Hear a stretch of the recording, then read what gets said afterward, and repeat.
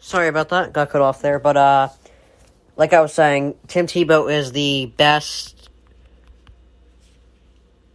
SEC player there is. He's the most impactful, without a doubt. And, but there's a difference between playing on Sundays and playing on Saturdays. Because SECs are Saturdays. And I'm going to read off a list real quick. Alright. So the Bucs have the best roster. The notable Bucs players, Tom Brady. Let's look at their conference real quick. Tom Brady played in the Big Ten with Michigan. Ronald Jones played in the Pac-12. Mike Evans played in... Pretty sure he played in the Big Ten, but Texas A&M recently went over to the SEC, so...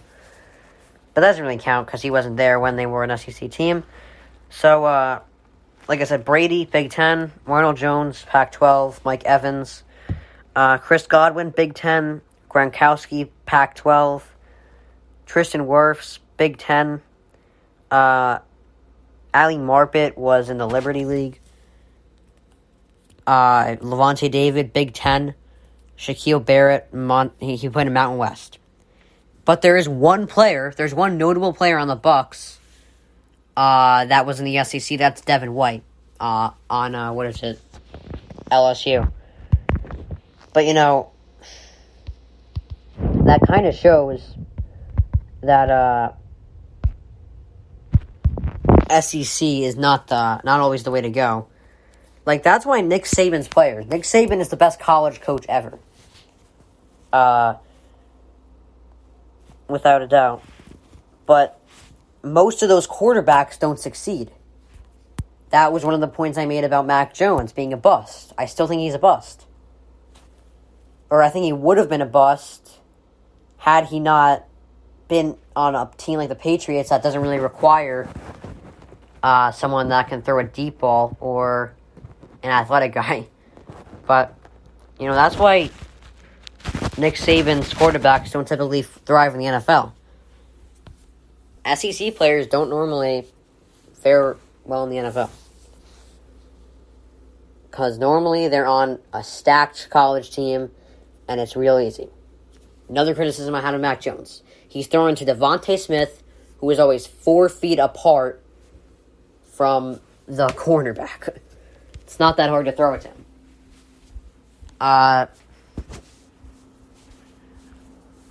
And 1 year, he literally had Henry Ruggs, first-round pick. Who else he had? Jalen Waddle, first-round pick, and Devontae Smith, first-round pick.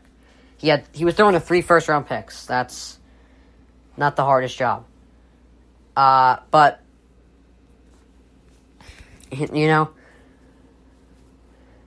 it's just the problem. That's the problem with the SEC players. Quarterbacks, notably, because there have been good receivers in the SEC, good defensive players in the SEC, and good running backs, good alignment, Other positions could succeed, but the quarterback is the most vulnerable when they play in the SEC, That's the problem with Tim Tebow, or it was the problem with Tim Tebow. Then he tried learning another position, and even though he's a big guy, just because he's a big guy does not mean he can block, Because there is actually, it sounds crazy, but there is a technique to blocking. As you saw in Tim Tebow's plays, he did not have that technique. And he got cut after one preseason game. But, despite all the criticisms I just had of him, I will say 10 nice things about him later. Alright, I wanted to talk about Andy Dalton. Matt Nagy said that Dalton right now remains the starting quarterback week 1.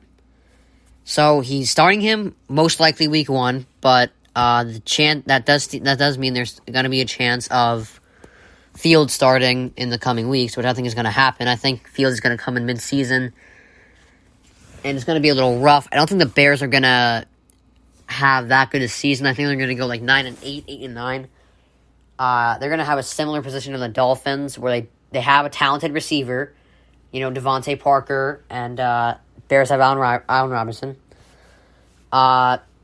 They have a great defense. Bears have a Super Bowl winning defense. So do the Dolphins.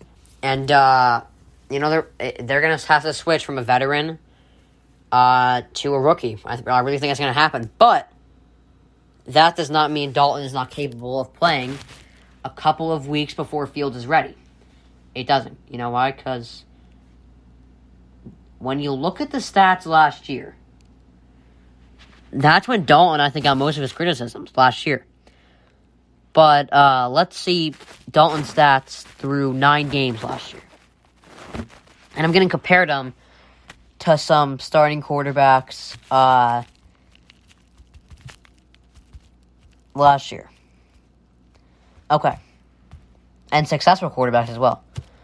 So Dalton, 14 touchdowns, 8 picks. Not the best thing you want, but 64.5% completion percentage and 86.7 quarterback rating. Let's compare that to a starting quarterback. Matt Ryan. His stats are 14 touchdowns, 8 picks, same as Dalton. 63.8% completion percentage, which is lower than Dalton's. And an 88.6 quarterback rating. So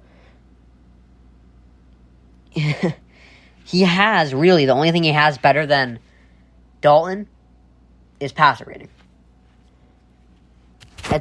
He has very similar stats to a starting quarterback. And last season, Dalton did not have that much. He had the Cowboys. Now, I will be fair here.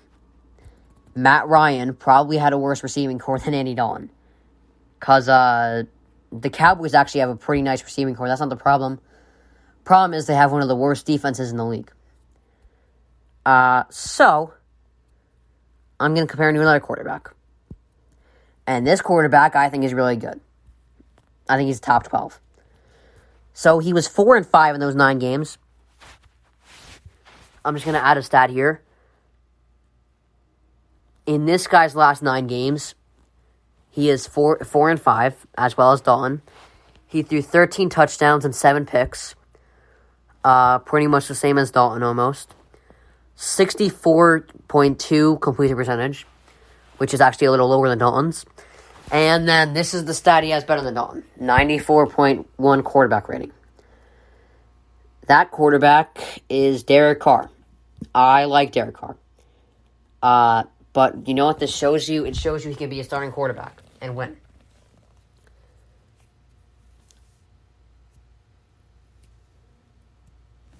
Okay. But now I'm going to cut it down a bit. Because if you do remember, Dalton did go through COVID and a concussion during the season. So let's cut it down to 7 games. His last 7 games, 4-3, 13 touchdowns, 5 picks, 66% completion percentage, 95 quarterback rating.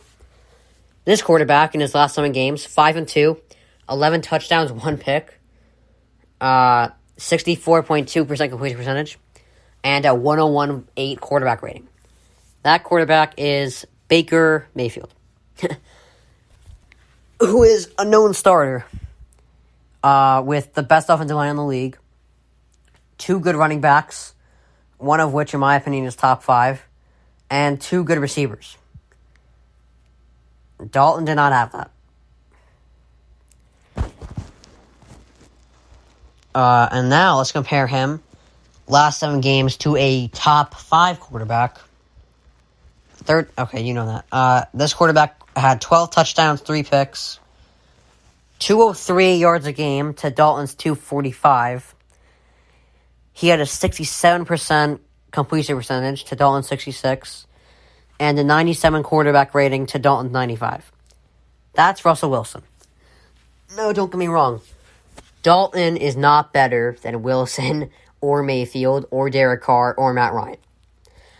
All I'm saying is this shows he's capable of starting and doing well. And not to mention the coaches they have. He had Mike McCarthy, who was a new coach, while Baker Mayfield had Kevin Stefanski. Wilson had Pete Carroll, you know? So, I'm not saying he is better than any of those guys, because he's not. I'm just saying he's capable of starting and winning games. You know, alright. So, Charles Woodson said that Ben Roethlisberger does not have anything to prove to anyone. And to be honest, I agree. Because, he's had a nice career. He really doesn't have to prove anything. I didn't say he did. What I said was, last season he didn't look his best. And you have to look at more things than his stats to understand what I mean there. If you watch the games, the guy was not as good as his normal self. He looked like he was declining. I'll say the same thing about LeBron. He looked like he was declining a bit last year. I just believe, you can move on from him if you're Pittsburgh. If you're looking to win in the next couple of years, you got to move on from Roethlisberger. But that's not the point of this. The point is he has had a nice career, and he's going to be in the Hall of Fame. So not much to prove there. I honestly think if you have a Hall of Fame career, you don't have anything to prove to anyone. From a pro athlete's perspective, you don't have anything to prove once you made the Hall of Fame. Or if you won a Super Bowl, you got nothing to prove.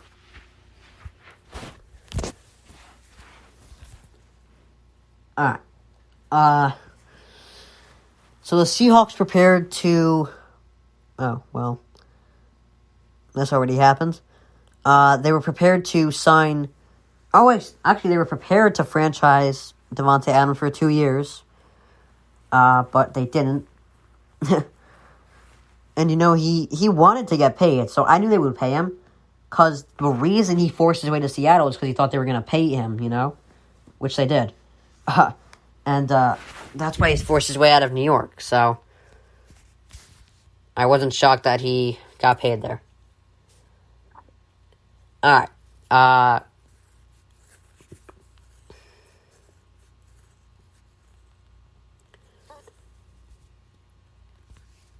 So, Jalen Green was the second overall pick, and he is getting a lot of pushback for a comment he made.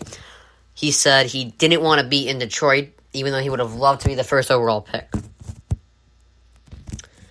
Now, I understand this, because not many free agents go to Detroit. It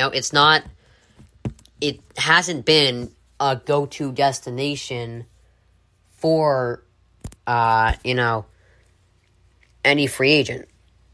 Houston does seem to be a good destination. They are in the middle of a rebuild now that James Harden's gone, but it's not a bad place to start a rebuild. And Jalen Green is definitely, in my opinion, the best scorer in the draft. So, I can really, in my opinion, see Jalen Green having a nice first couple years. He won't be in the playoffs, but, I don't blame him for saying this. He probably shouldn't have, because there was no reason to, but I get why he said it. Alright, so now I'm going to do my NFL predictions. Alright. Here we go. So in the AFC East, I have the Bills being 13-4, Dolphins 11-6, Pats 8-9, Jets 5-12. In the AFC North, I got the Ravens 12-5, the Browns 10-7, the Steelers 9-8, the Bengals 6-11. And in the AFC South, I got the Colts 11-6, the Titans 9-8, the Jags 5-12, and the Texans 1-16. In the AFC West, I got the Chiefs at 13-4, the Chargers at 10-7, the Broncos at 6-11, and the Raiders also at 6-11. In the NFC East, I got Washington finishing 9-8, the Cowboys finishing 9-8, the Giants finishing 8-9, and the Eagles finishing 5-12.